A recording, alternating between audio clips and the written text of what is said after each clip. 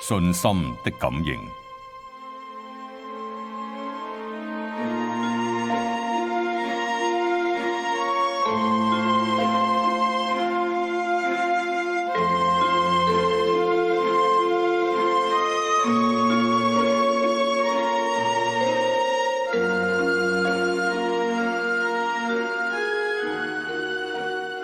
喺以前，有個冇讀過書嘅鄉下老太婆，佢好虔誠，日日都喺度念唵嘛呢叭咩吽。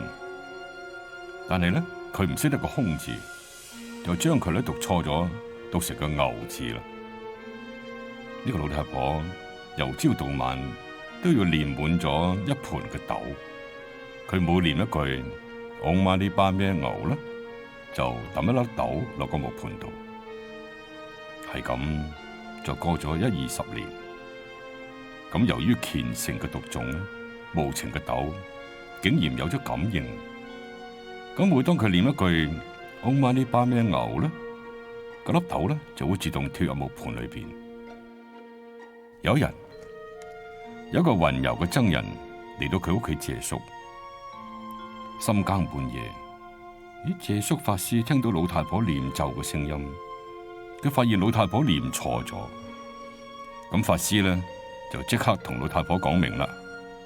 老太婆一聽，好後悔，白白咁浪費咗幾十年嘅光陰。咁於是老太婆咧就改口念啦，吽嘛呢叭咩吽。雖然一個字都唔錯，但係由於佢一念而深，嗰啲豆咧就唔再跳啦。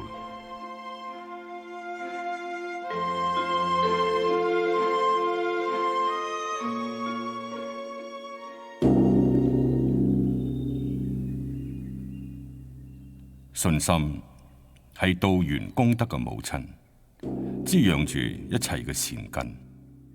信心好似母親咁，能夠出生一切善心嘅妙花，好似大地能夠滋長叢林果實。